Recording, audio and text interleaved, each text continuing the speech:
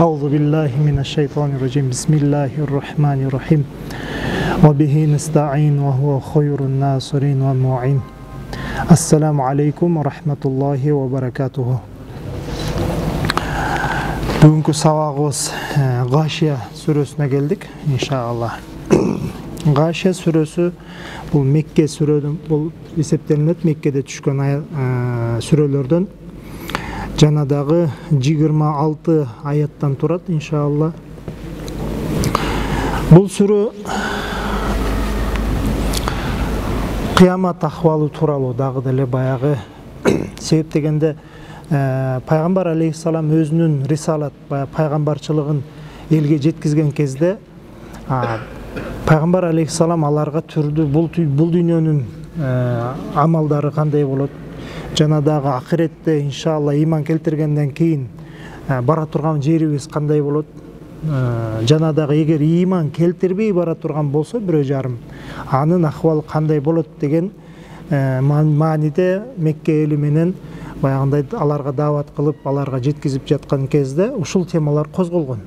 Анан өзіңіздер білген кезде баяғылар біреулі кечөгүн эле арабызда жүрген адам эми бүгүн келип бизди дават кылып атат, бул эмне деп атат деп кулак түшөйт да. Кулак түшөгөн кезде кээ бир адамдар иман келтирди, алхамдулилла. Ошол пайгамбар алейхиссалам чынчыл эле. Бул эч качан жаман сүйлөгөн эмес, туура эмес сүйлөгөн эмес, чынчыл айткан сөзүн баары чындык болгон деп иман келтирип анын артынан ээрчип кетти.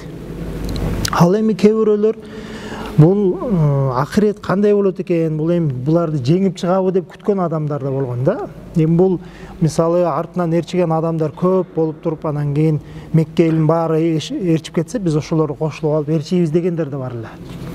Анын арасында ошо пайгамбар алейхиссаламдын айткан сөздөрүнө күлүп, шылдыңдап, пайгамбарга баягындай орой мамиле кылып, зөкүрлүк кылып, пайгамбар алейхиссаламдын артынан ээрчиген адамдарды колунан келишинче эмне кылышкан, азаптарды беришкен, пайгамбар алейхиссалам дининен кайтарышып, өзүнүн динине кайрадан киргизгенге аракет кылышкан. Ошол кезде мына Ғашия сүрөсү дагы түшүп, ал Мекке элин эгерде иман келтирген болсок кандай нерселер бар бизге. Ал эми иман келтирбеген болсок, Кудай Таалага иман келтирбестен жөө качкан болсок кандай нерсе болот деген мааниде бизге бул Ғашия сүрөсү кабарын жеткизип атат. Пайгамбар алейхиссалам ушул аяттарды айткан кезде кээ бирөөлөр аяттын маанисине ушунчалык көңүл буруп, анан суроо беришкен да, суроо беришкен. Ана ошол суроо жооптун негизинде түшкөн бир сүрө болуп эсептелинет. Бул аят түшкөн кезде ага бир суроо берилет, ал суроо берилгенден кийинки аяттар түшүп атат да. Макулбу? Бисмиллахир-рахманир-рахим. Хал атака хадисул Ғашия. О Мухаммад, о менин элчим, сага Ғашия тууралуу сөз жетти беле? Ошол нерсе келди беле? Кабары жетти беле? Ғашия эмне экенин билесиңби? Деген суроо менен башталып жатат да. Пайгамбар алейхиссаламга кайрылып туруп, пайгамбардан сурап атат. Сага Ғашия тууралуу кабар жетти беле? Сөз жетти беле? Дегенде Ғашия деген сөздүн маанисин баягылар кулагын тушуп атат. Ғашиясы эмне болуп кетти депчи. Өзү Ғашия деген өзү араб тилинде бардыгы эле түшүнөт. Арабтарчы Ғашия десе эмне десе, ал баягындай бир нерсени ороп алат да. Бир келип туруп бир ахвал келип, мисалы же болбосо караңгылык келип туруп ошол жерде басып калат да.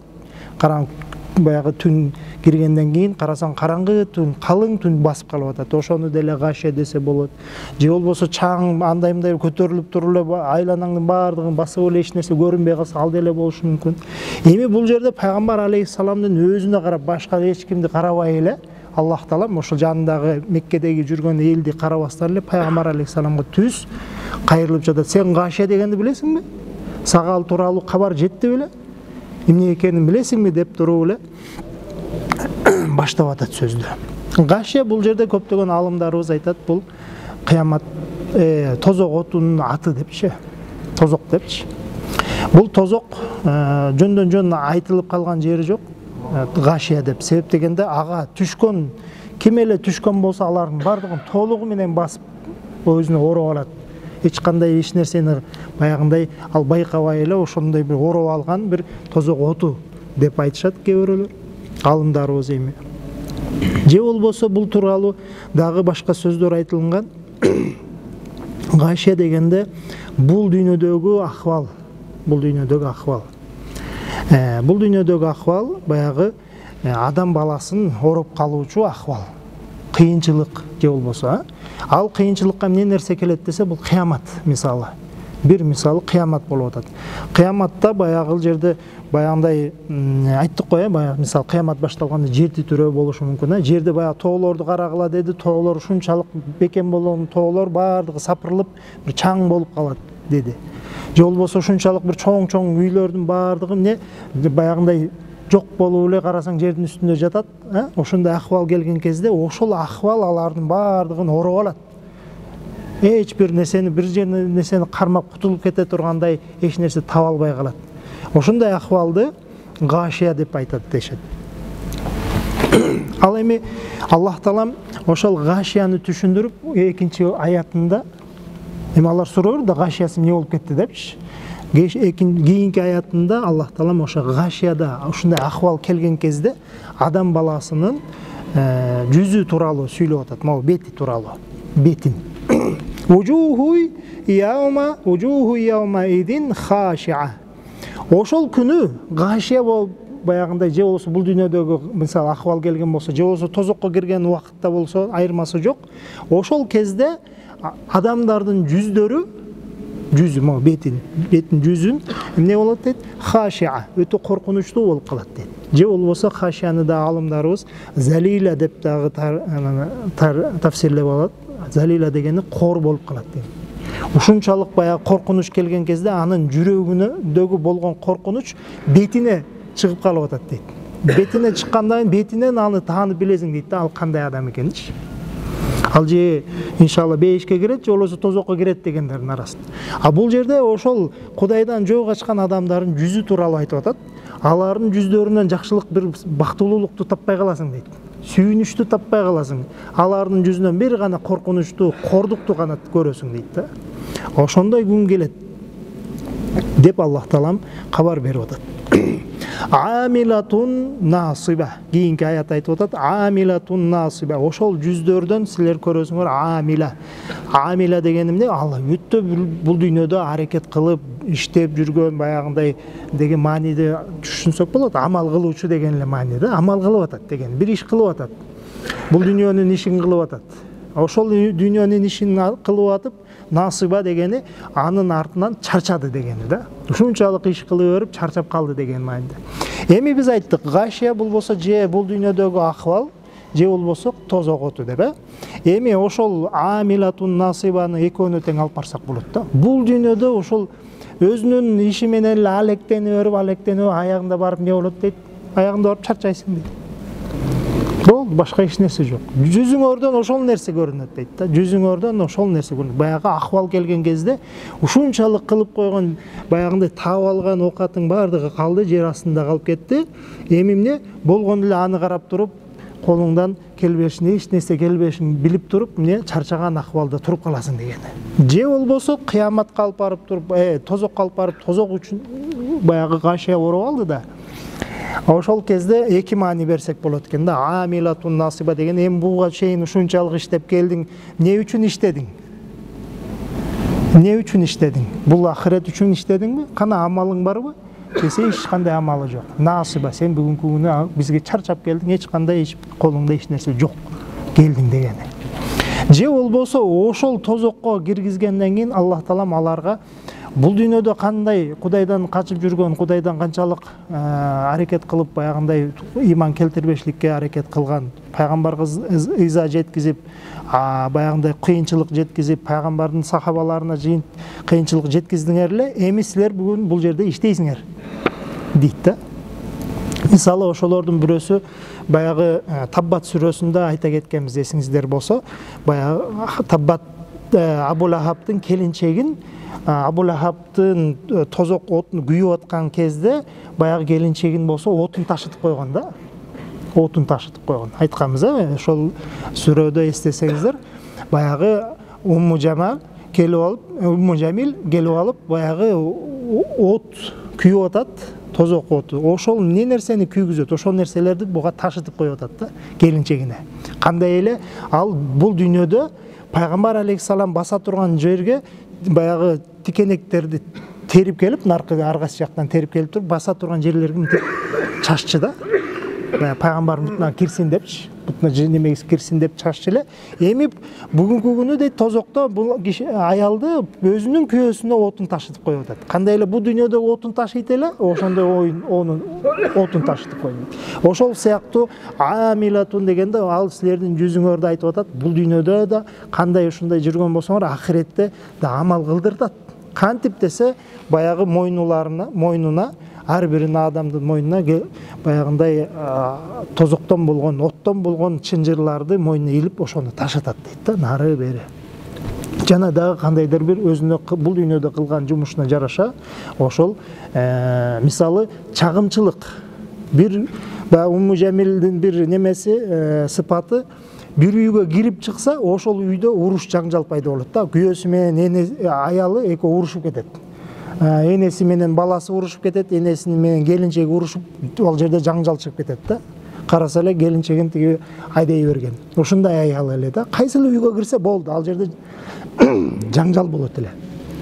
Ошол сыяктуу мисалы чагымчылык кылган болсо, ошонун жазасы ошол болуп атат дейт. Көрдүңүзбү? Тиги тозокко киргизип дагы амал кылдыртып коюп атат дейт. Ошончалык амал кылдыртат, насыба ал чарчап баягы болбой кала турган даражага чейин алып келет дейт. Насыба бул жерде баягы чарчап калган акыбалда. Же болбосо баягындай неме деген дагы бир маани чыгарсак болот. Мисалы бизде доска почета деген нерсе бар да. Билесиздер, ар бир эле ишканада доска почета бар.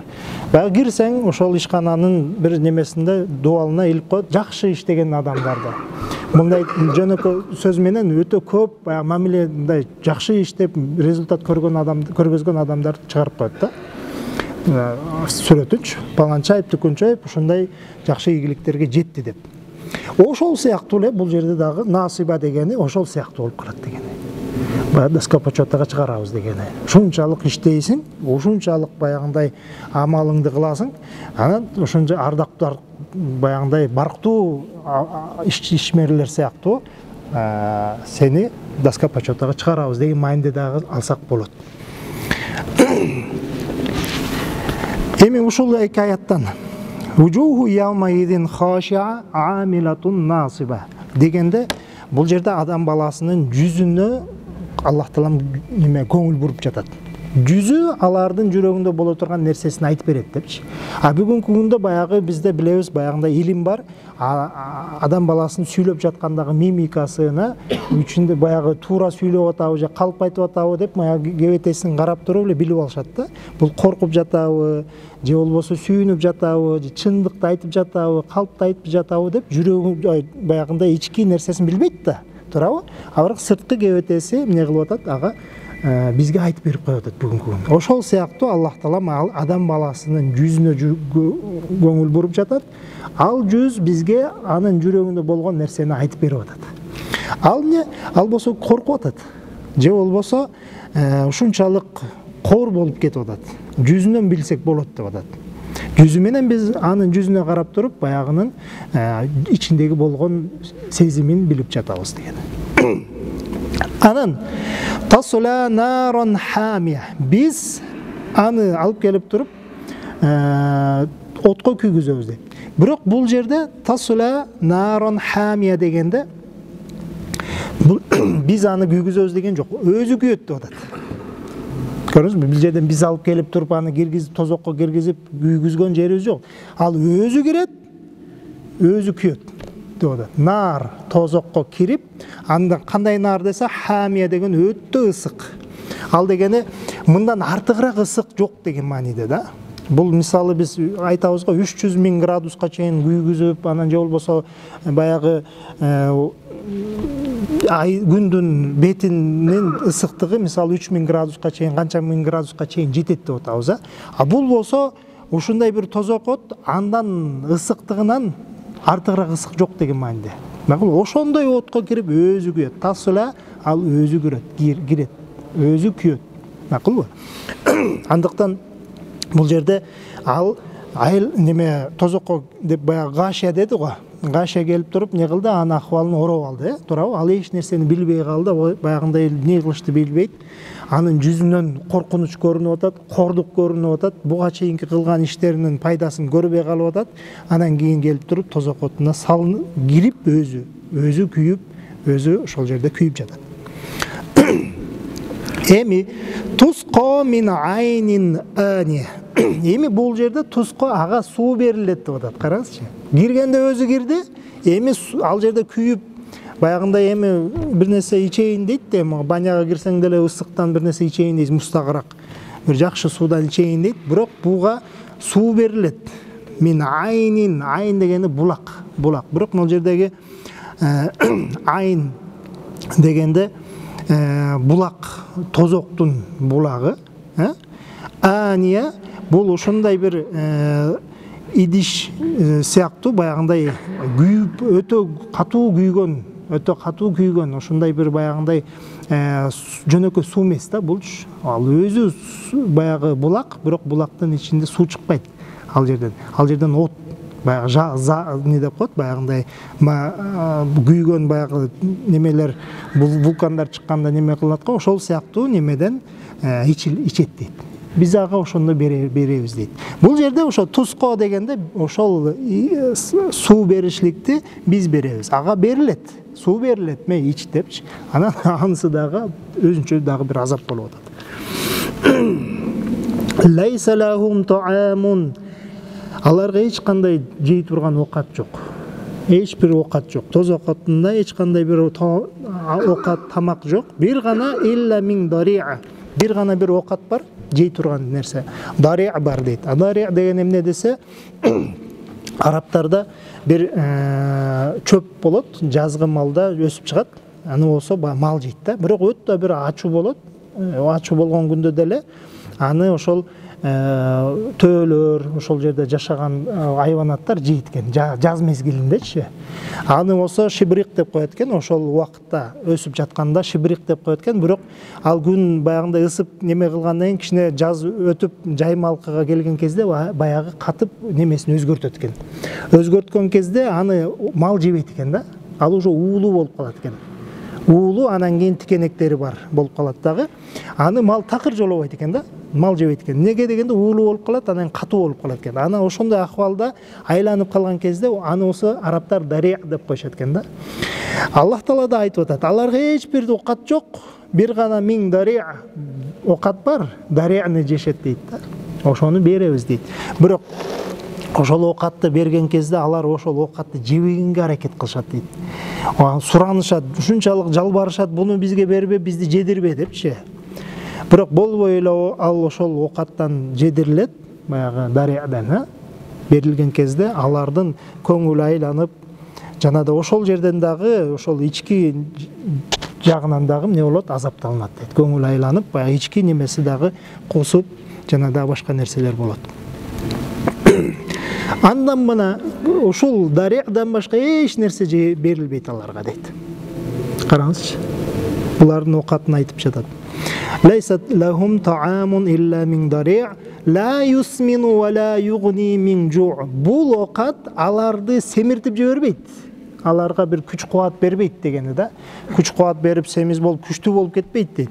Жана дагы эч бир баягы ачкалыктан аны куткарып койбойт дейт. Ачка болушат, кадимкидей эле тозокто да ачкачылык болот. Ошол ачкачылыктан аларды куткарбайт дейт. Аларга баягындай тамак болуп бере албайт бул нерсе дейт. Ушул эки аятты бир көңүл буруп кетели. Бул биринчи айтып атат, лайса лахум таамун, жей турган оокат аларга жок депчи. Анан кийин аягында вала югни мин жу, аларды бул дария аларды ачкачылыктан сактап койбойт деп атат. Бул мындайча айтканда илля мин дария дегенде, дария деген жанакы чөп оокатка кирбейт деген сөз да. Мал жебей жаткандан кийин мал биз айтабыз алардын акылы жок депчи. Жок, алардын акылы бар, шуур бар аларда. Алар ошондой нерсени жебей жаткандан кийин, ал оокаттын эсебине кирбегенден кийин тозоктун ичинде түшүп калган адамдарга бериле турган нерсе бул ошол дария болот дейт. Ал эч кандай аларга күч кубат бербейт, аларды байытып койбойт, аларды баягындай ачкачылыктан куткарбайт, күчтүү кылып койбойт деп атат. Мынтип ошол аяттардын арасында баягы гашия ороп алган кезде бардык адамдардын баарын ороп алды да, ошентип биринчи бөлүктү айтты. Биринчи бөлүк эме экен, алардын жүздөрүндө коркунуч көрүнөт. Ал эми экинчи топду айтып атат. Ужуху яума идин наима.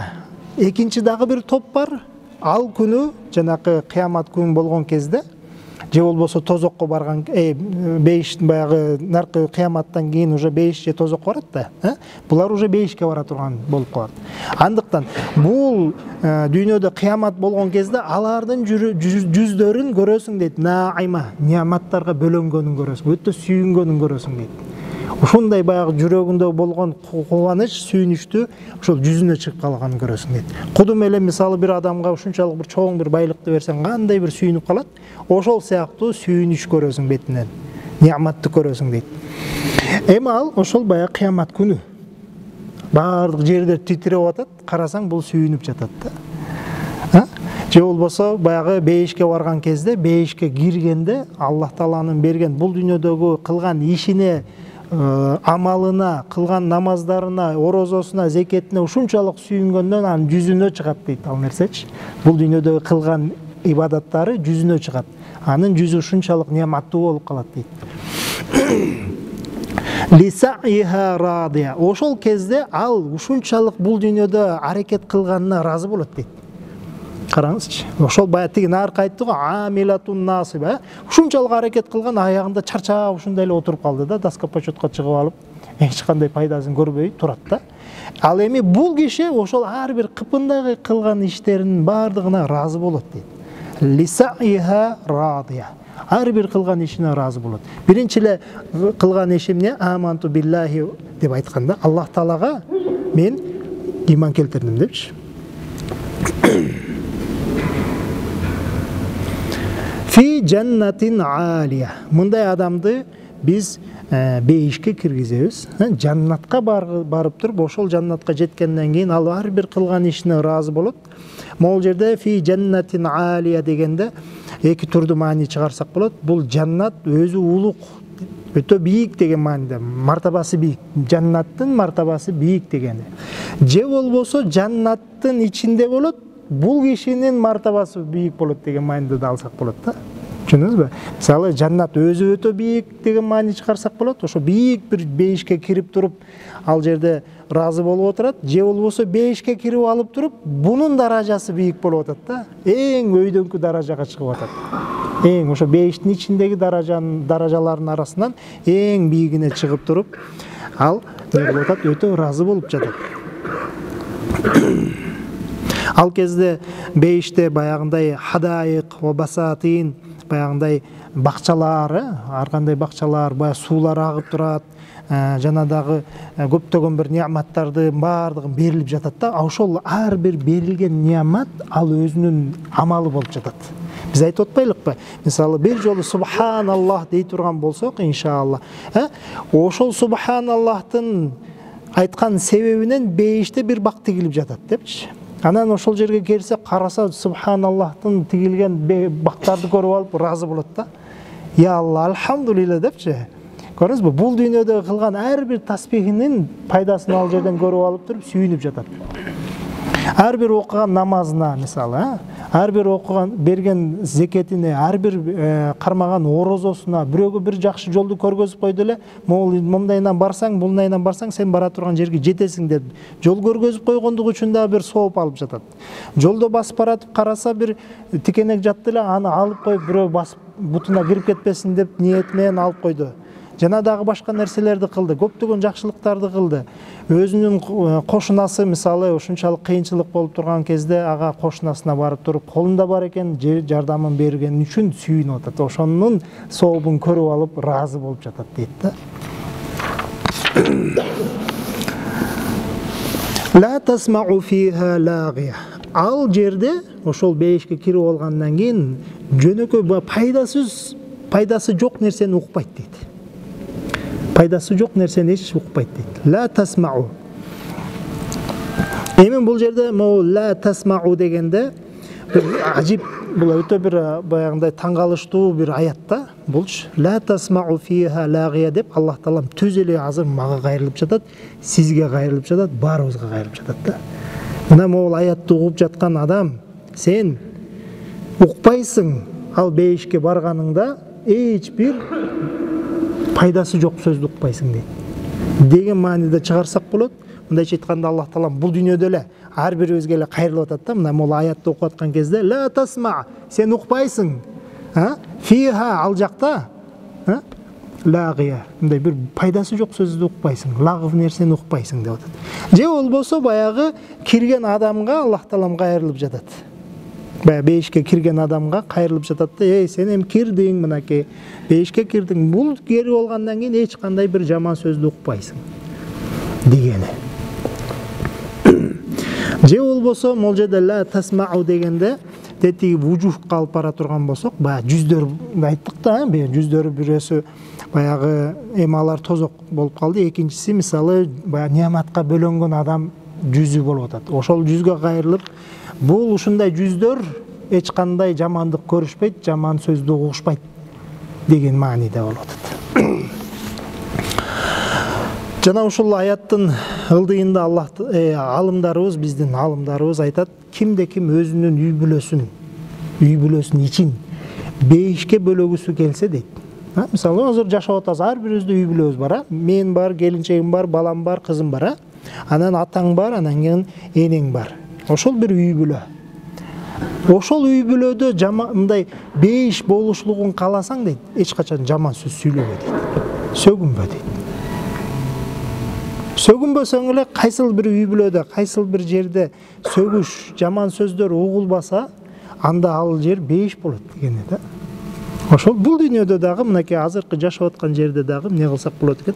Бейиш куруп алсак болот экен. Бул үйдө, менин өзүмдүн эле үйүмдө бири-бирибизге жаман сүйлөбөй, атасы баласына жаман сүйлөбөйт, атасы кызына жаман сүйлөбөйт, кыздары балдары атасына жаман сүйлөбөйт, энесине жаман сүйлөбөйт, атасы күйөөсү келинчегине жамандык сүйлөбөйт, жаман сөз сүйлөбөйт. Картайып калган ата энеси бар. Өзү баягы биз кичинекейибизди билбейбиз да. Кичинекей бир жашар кезибизде 4 айлык, 5 айлык акыбалыбызда эч акылыбызда жок, эсибизде жок. Ошол кезде ушунчалык кыйналып баягы жөн эле жатасың да, же жей албайсың, же иче албайсың, же өзүңдү тазалай албайсың. Ошол кезде бир эне деген зат бар да. Ошол эне келип туруп ичирген, жедирген, тазалаган, жуудурган, анан кийин чоңоюп эле калгандан кийин баягы кемпир болуп калган аялга орой мамиле кылабыз да, жаман сөз сүйлөйбүз. Баягы биздин жаткан кичинекей кезибизде бизге ошол ата энебиз бейишти куруп берип койду да. Ой алтыным деп эч бир ата келип алып, эне келип алып буну баланы сөкпөйт да, жамандабайт да, буну сүйөт, жакшы көрөт, өбөт, кызматын кылат. Түндөсү туруп алып туруп эмне кылат?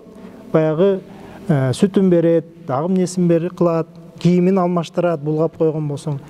Ушунчалык бейишти куруп берип койгон болсо кичинекей балага, эми биз чоңоюп алгандан кийин ал нерсени эсибизден чыгарып койдук дагы, баягы кемпир бир жаман нерсе кылып койду. Колун көтөрө албай жатып, баягы ичем деп аткан суусун төгүп алды. Баягы бала сүйлөйт, кыз сүйлөйт, келин сүйлөйт, ар кайсыңыз айтат. Ал энеге баягы турган акыбалы тозок болуп калды да. Ал калаган эмес, ошол баланы өстүрүп аткан кезде андан бир жаман сөз угайын деп өстүргөн эмес. А бирок биз болсо келип туруп ошондой нерселерди кылып жатабыз. Анан кийин ошо энебиз өтүп кетсе, ошол атабыз өтүп кеткен болсо, келип алып артынан сүйлөп, баягы мен кызматыңды кыла албадым, анан тигиндей кыла албадым, мындай кыла албадым деп өкүрүп жатып калабыз. Бейишиң кетип калды. Бейишиңди алып барып жерге көмүп койдук. Бейишиң кетип калды. Эми кантип курабыз бейишибизди? Машалла. Эми ошону айтып атат. Ла тасма фиха лагия. Көрдүңүзбү? Инсан, сен бейишке барганда эч кандай жамандык сөз укпайсың деп атат. Караңызчы. Бул дүйнөлөрдү уктуп, баягы үй бүлөдөн баягы энени суруп алды дагы өзүн алып кетип калды. Сенин баркыңды билбедиби? Мынакей деп туруп алып кетип калды. Баягы атаны алып кетип калды. Ошону алып кеткенден кийин эми бейишке киргизип алып туруп, ага айтып жатат. Ла тасма. Ал жерде сен бейиште эч кандай жаман сөздөрдү укпайсың деп атат. Андыктан кимде-ким бул дүйнөдө дагы өзүнүн үй бүлөсүндө бейишти каалаган болсо, эч качан жаман сөз сүйлөбөсүн, өзүнүн энесине, өзүнүн атасына, өзүнүн келинчегине, өзүнүн балдарына, өзүнө жаман сөгүш сөздөрдү сүйлөбөш керек. Жана дагы башка пайдасы жок нерселерди айтканга аракет кылбашыбыз керек. Фиха айнун жария. Ал жерде, бейиште, сен бара турган жерде айнун бар, булак бар. Бул жерде айнун дегенде, бул жерде танвин айнун деп келип атат. Бул болсо касра үчүн келген танвин. Бул дегени оюун деген мааниде. Ал жерде көптөгөн булактар бар. Аябай көп булактар бар, түрдүү булактар бар. Жария, алардан суу токтобостон агып турат. Түрдүү суулар агып турат.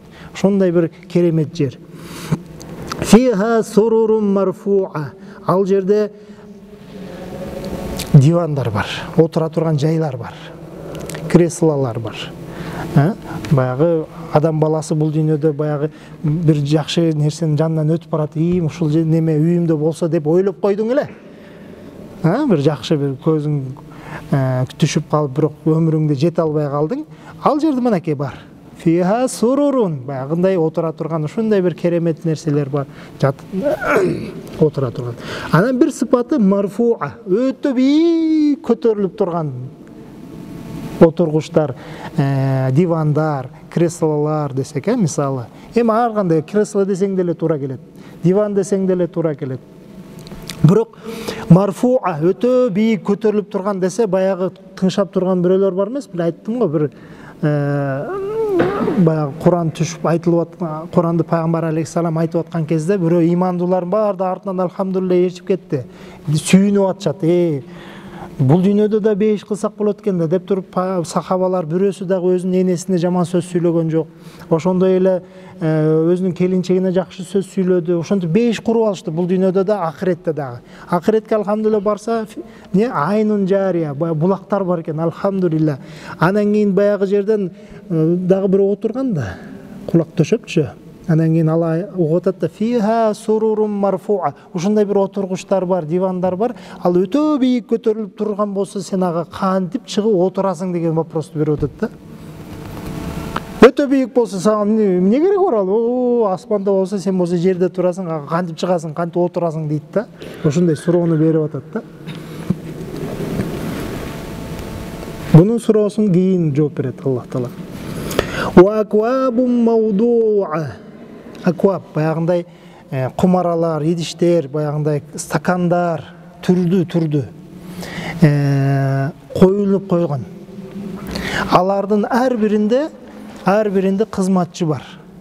Ал жөн эле турбайт. Аны болсо ошол ар бир кумаранын ичинде суу бар, ичимдик бар, баягындай бир жакшы нерселер бар. Аны көтөрүп турган, ошону наркы берки көтөрүп жүргөн, сага куюп бере турган кызматчысы менен бар да. Мавдуа, өтө көп коюлган, ар кайсы жерде турушат. Кыскасы, бир жерден ичкен болсоң, ушул жерге барып кайрадан ушул жерге кайтып келип ичем деп отурбайсың да. Башка жагына барсаң, ал жакта да бар. Тигил жагына барсаң, тигил жакта дагы бар. Ва намарику масфуфа. Баягы биз бул дүйнөдө баягы мындай өзүбүз жашообузду мындай бир жеңил кылып, жакшы кылып, жагымдуу кылышлыкты каалайбыз да. Анан кийин көбүнчөсү эле үйлөрүбүзгө, баягы отура турган жерлерге подушкаларды коюп коебуз, жаздыктарды. Жаздыктарды коюп коебуз, баягы бул жерде коюп алып таянабыз, же дагы бир нерсе, же болбосо бирөөнүкүндө көрүп алып өзүң үйүңдө жок, ошол нерсени каалап койдуң эле. тизилген ушундай балыштар бар. Отура турган жайлар бар. Алжын үстүндө нелер бар? Подушкалар коюп койгонбуз. Жанакы өйдө көтөрүлүп кеткен диванда дагы подушка коюп койгон дейт. Вазарабию мабсуса. Жана дагы алдыларына ондай килемдерди, ушундай кымбат килемдерди салып койгон. Кээ бир учурларда биз мисалы килем саткан жерлер бар да, эми Бишкекте турабы. Мисалы Сарбагыш деген бир килем сата турган жер бар. Сумда. Ал жерге барсаң, ушундай кымбат нерселер көзүң күйөт да, ушуну үйүмө салып койсом депчи. Аларды ушул дүйнөдө колуң жетпей калды эле, биз силерге азыр ушундайынан жайып койдук дейт. Андан дагы артыгыраак болгон, кымбат баалуу болгон баягындай килемдерди дейт. Афала жанакыларга суроо бербеди беле? Эми ошого жооп берип атат Аллах Таала. Афала янзуруна илал ибили кайфа хуликат. Тетиги өйдө көтөрүлүп кеткен кантип чыгам деп аттың эле. Сен төөнү карасаң, өтө мындай карайсың, өтө бийик болгон бир жаныбар. Кичинекей бала келип туруп отурайын десе, ал не кылат? Ылдый чөгүп берет. Чөгөт, ушунчалык чөгөт, баягы кичинекей бала келип отургандан кийин ал кайрадан көтөрүлүп, баягы кичинекей балага баш ийип басып жүрөт да. Карабайсыңбы? Сен ойлоп атасың, баягы өтө эле өйдө көтөрүлүп кеткен болсо ылдый түшпөйбү дейсиң.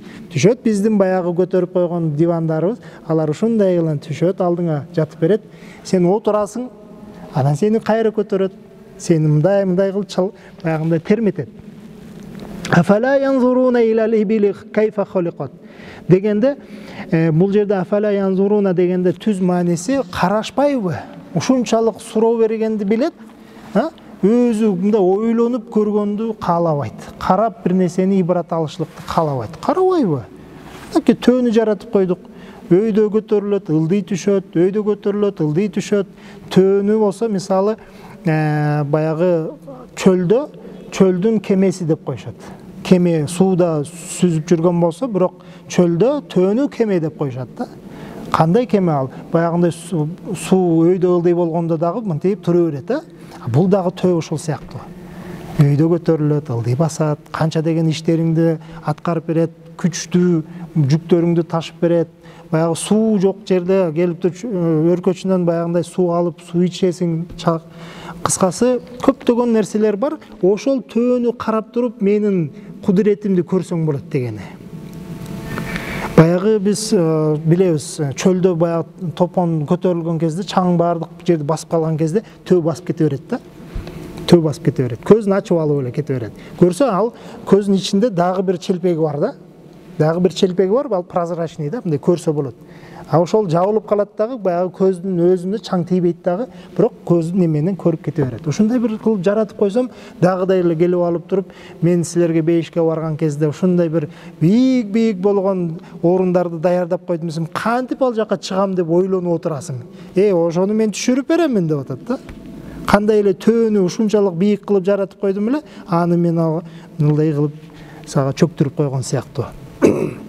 Бул бир мааниси. Же болбосо буйрук болуп жатат да, булчу. Сен ошентип суроо бердиң эле, кара, изилде. Мына бул төөнү карасаң, сен сурооңо жооп табасың дегени да. Төөнү барып караңның деп жатат. Жана дагы бул кара деген сөздүн өзү бир гана ал суроо берген адамга эмес, балким Аллах Таалам өзүнүн кудуретин көргөзгүсү келип, биздин баарыбызга буйрук берип жатат. Бир эле жолу ушул төөнү карап туруп, менин кудуретимди көрүп койчу деп атат да. Ошону кара деп атат. Ар бирибизге буйрук болуп атат. Төөнү карагының. Анын бутунун түзүлүшүн кара, бутунун бүгүлгөнүн кантип бүгүлөт кара, кантип турат, өйдө ылдый көтөрүлөт экен, эми кантип бул өйдө көтөрүлөт, кантип бул ылдый жатат, не болот, бунун хислаты кандай дейт. Пайгамбар алейхиссалам айтып атат. Куран бул төө сыяктуу дейт. Куран бул төө сыяктуу. Буну жаттап алгандан кийин көңүл бурбай койсоң, төө кандай өзүнүн ээсинен качып кеткен сыяктуу, Куранда ошол сыяктуу качат дейт да. Караңызчы, төөнүн жаратылышы. Эгерде кача турган болсо, аны таппайсың. 400 километрден барып таап келесиң дегени да. Ошол сыяктуу Куранды дагы жаттап алсаң, көңүл бурбай койсоң, Кураның да качып кетет, экинчи кайтып келиши өтө кыйын болот да. Ошол сыяктуу. Ошолорду карагыла, менин кудуретимди көрөсүңөр дегени. Ва иля самаи кайфа руфиат. Ошол асманды карагымды, карачы кандай кылып биз силерге өйдө кылып жаратып койдук. Баягы бул суроо мындай болгондо, фиха сурурун марфуа дегенде бийик немелерди, отургучтарды жаратып койдук десе, булар эми отургуч күнүмкү көргөнүбүз бизден өйдө деле чыкпайт да, ал туурабы? Диванын ошончолук бай, ушунчалык баягында кымбат болгон күндө дагы, ушунчалык жакшы болгон күндө да бою менден ылый да. А бул айтып атат өйдө болгон дейт. Ошончо өйдө кантип жаратат болду экен деген суроого ва иля самаи кайфа руфиат. Асманга да карасаң, кантип биз аны өйдө кылып жаратып койдук. Сен өйдө кылып жарата албайт деп ойлойсуңбу? Асманды ушундай бир тиреги жок кылып жаратып койдук. Ушундай үстүңдө турат, не? Өтө бийик кылып.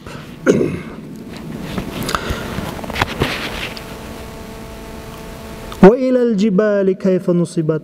Жана дагы тоолорго карачы, тоолорду.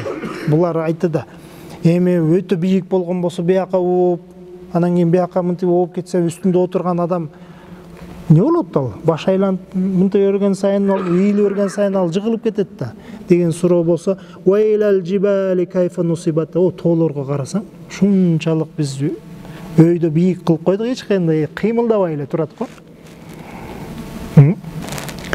Ва илал жибали кайфа нусибат. Аларды биз ушунчалык кагып койдук. Караңызчы, нусибат кагып койдук дейт. Алар биягы чыккан жагы кыймылдабастан турат. Ушундай бекем болуп, ушундай бир улуу, айбаттуу болуп турат. Аларды да карап туруп, алардын да жаратылышын карап туруп, Аллах Тааланын кудуретин көрсөң болот деген. Ва илал арди кайфа сутихат. Жана дагы биз айттык да, бул руфиат өйдө көтөрүп ылдый түшөт депчи, ылдый түшкөндө кандайынча болуп калат десе, ва илал арди кайфа сутихат. Жерге карасаң, жерди биз ушунчалык силерге жайып койдук дейт. Жайып түз кылып жайып салдык. Жерди карап көргүлө дейт. Эми бул жерде ушул 4 аятта биринчи эле ушул төөнү кара деди, андан кийин асманга кара деди, андан кийин тоолорго көз жүгүрт деди, кийин жерге дагы мынтип көңүлүңдү буруп карап көр деди. Бунун ушул 4 нерсени айтышлыгынын себеби адам баласында негизинен эле ушул 4 нерсе көбүнчөсү көрүлө турган нерселер экен да. Карасаң эле тоо турат жаныңда, күнүнө көрөбүз. Жерди күнүнө эле көрөбүз, асманды деле күнүнө көрөбүз. Бир гана ушул жерде төө болуп калат. Төө болсо кээ бир жерлерде бар, кээ бир жерлерде жок турабы? Бирок ал төө деле ошол арабтарга баягындай жакыныраак болгонунан биринчиден, анан кийин дагы ошо 4 буттуулардын арасынан, бул 4 буттуу айванаттардын арасынан төөнүн жаратылышы өзгөчөлүк бир артыкчылыгы бар болгондуктан айтылып жатат да. Болбосо ошол эле жылкы деле бар. Ошол жылкыны деле карасаң, анын деле жаратылышында көптөгөн нерсени көрсөң болот. Ошол эле мисалы кой бар, уй бар, жана башка нерсе. Аларды деле карасаң, ал жерден деле Аллах Тааланын бир керемет кудуретин көрөсүң да. Андыктан могул жердеги эгерде кудайлар көп болуп, асмандын кудайы өзүнчө болсо, жердин кудайы өзүнчө болсо, тоо таштын кудайы өзүнчө болгон болсо, жаныбардын кудайы өзүнчө болгон болсо, булар бири-бири менен жашай албайт эле дейт да. Мына ушундай түрдүү болгон нерселердин баардыгын бири шайкеш келтирип, бирине бири ушундай бир зыян келтирбей, баардыгы бирдей болуп жаратылганын себеби бул аларды жараткан зат жалгыз экендигин белгиси дейт. Эгерде түндүн кудайы бар болуп, чындыкта эле түндүн кудайы өзүнчө болсо, жарыктыктын кудайы өзүнчө болгон болсо, анда эч качан жарыктык келбейт эле түн болгон жерде. Түн болгон жарыктык болгон жерде түн келбейт эле да. Себеп дегенде кетпейт да. Ал мисалы жарыктык кетип түн кирип калган болсо, анда түн жарыктыкты жеңип кетип атпайбы? Болбосо экөө түн кудай да. Экөө урушат эле да.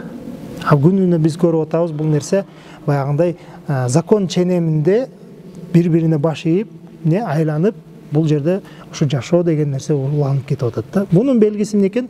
Бир гана жалгыз жаратуучу бар экендигин белгиси. Ошол жерди дагы, ошол асманды дагы, ошол төөнү дагы, жаныбарлардын баардыгын, тоолордун баардыгын жаратуучусу жалгыз зат деген белгиси. Ана ошолорго карап туруп эмне ибрат алып Кудай Таалага баш ийүү керек. Бул жерде бир адамдар келип алып айтат да, ушунча кудайлардын бардыгын жалгыз кылып кое бересиңерби? Бир эле кылып коесуңарбы? Бир эле Кудай башкарыш керекпи? Экөөнү бөлүп берип койсок эмне болот?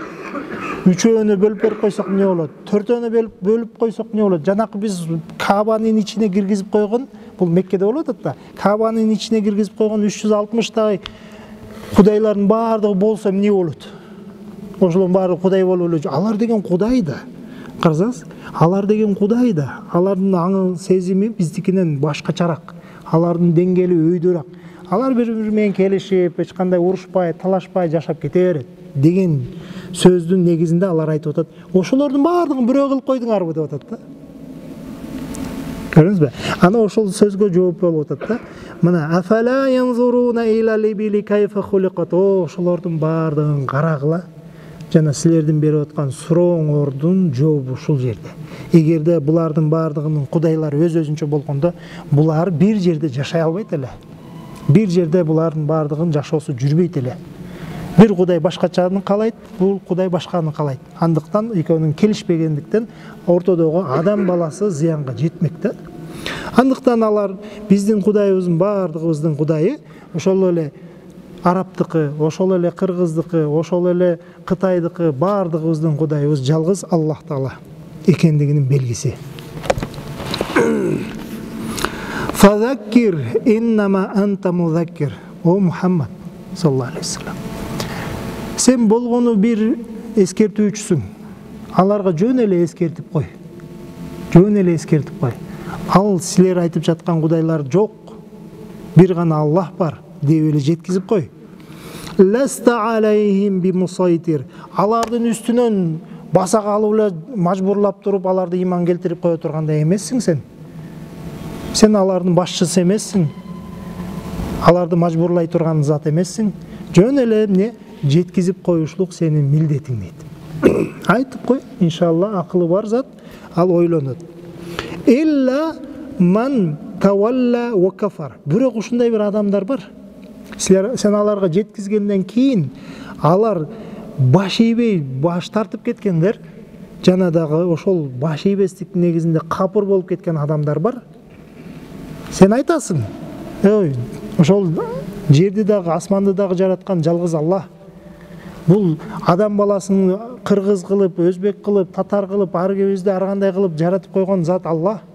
Бардыгыңардын Кудайы жалгыз Аллах деп айткан кезде кээ бир адамдар бар, жок, мен мындаймын, түгүндөймүн дегендер чыгат. Баш ийбегендер чыгат, баш тарткандар чыгат. Жана алар ошонун негизинде капыр болот мага. Аллах Таала айтып атат. Фаюазибухуллахул азабал акбар. Аларды жоңгой, тимгой, алардын азабын берүүчү Аллах Таала бергенде дагы өтө улуу азап берет. Инна илайна иябахум. Неге дегенде алардын кайтып келе турган жайы бизбиз дейт. Алар бизге кайтып келет. Башка эч жака кайтпайт. Бул өлүм деген зат бар. Өлүм башына жеткенден кийин алар бизге кайтып келет. Сен жоңгой аларды. Сумма инна алейна хисабахум. Жана дагы биздин милдетибиз алардын эсеп кысабын алуу. Биз эсептейбиз. Биз кысабын чыгарабыз. Эсеп кысабын чыгарып туруп, анын кандай кылган жамандыгы бар болгон болсо, бардыгына алардын жообун тартабыз. Деп Аллах Таала бул сүрөнү бүтүрдү. Умар разияллаху анху ошол кишиден риваят болот. Баягы Шам деп эми азыркы Сирия жана да башка мамлекеттер кирет. Ошолордун бардыгын Шам деп коюшу. Мисалы Фергана деген сыяктуу ал убакта Шам өрөөнүнө барды. Бир өтө бир картайып калган бир аксакал. Бирок ал баягындай христиан элинин баягы немеси, молдосу да, эмне деп коет аларды? Попу. Алардын попу келди дагы, өтө бир кара болуп, мындай бети карайып кеткен экен да. Бети карайып баягындай бир өтө бир неме кылып кебетесинен көрүнүп турат да, бул ушунчалык бир мээнет кылган экенинчи. Умар разияллаху анху көрүп аны ыйлап жиберди да. Баягы жөн эле кирип келгенде эле анын баягы кебетесин көрүп туруп, ушунчалык капкара болуп кеткенин көрүп туруп ыйлап жиберди. Жанындагылар чочуп кетип, эми бул Умар разияллаху анху бул халифа да. Халифа болуп турган акыбалы. Эми баардык халифаны карап караса ыйлап атат, баягы жерден айланасындагы адамдар ма юбкика я амирал муъминин иннаху насраниюн. Амирил муъминин, о момундардын башчысы, эмне нерсе сизди ыйлатып жиберди? Эмне сизди ыйлатып атат? Бул болгону бир насранийго, бир христианго, христиан элинин баягы кишиси го десе, факала, ал мындай деп жооп берди. Мен Аллах Тааланын бул айткан аяттарын эстеп кетип ыйлап жибердим дейт. Мен ага ыйлаган жокмун дейт. Бунун кебетесин көрүп туруп, мен Аллах Тааланын жиберген Курандагы 2 аятты эстеп кеттим дейт. Ал кайсыл деп сурап калган кезде амилатун насиба тасла наран хамия дейт. Вужуху яума идин хашия деп эле баягы гашия ороп алган кезде бир адамдын жүздөрүнөн коркунучтар көрүнөт. Алар болсо амила, ушунчалык амал кылышкан, амалдын негизинде ушунчалык чарчап калган, анан кийин барып туруп тозокко өзү барып түшүп атат. Ушунчалык аракет кылып бунун тозокко түшкөнүн көрүп, түшөт дегенин угуп, мен ыйлап жибердим дейт. Фабакайту рахматан алейхи, бирок мен ыйлаганда бул кишиге мээрим болсун, мен буга баягындай жүрөгүм ооругандыгынан ыйладым дейт да. Ушунчалык амал кылып туруп, анан кийин аягы ушундай болуп калабы деген ой менен ыйлап жибердим. Ва ахиру давана алхамдулиллахи раббил аламин. Rabbi yassir wa la tu'assir, sahil alayna kulla asir ya rabbal alamin. Bi rahmatika ya arham. Jazakumullahu khairan kaseeran.